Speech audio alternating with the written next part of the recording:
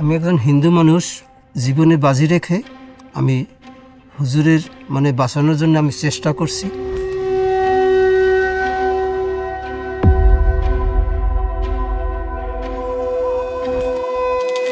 আমাকে উনি 10 minute 15 minute এরকম আমাকে কারেন্ট শট দিত, আর সামনে টাকা দিত, কাল ওই টাকাগুলো নে শুধু হুজুরের নাম বলি। আমি না, আমার পক্ষে বলা সম্ভব না।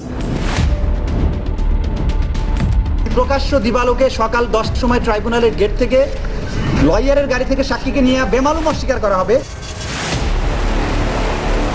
তবু হেরা বলতেছে হিন্দি ভাষা, আর আমি বলি বাংলা। কেউ কথা কেউ বুঝি না।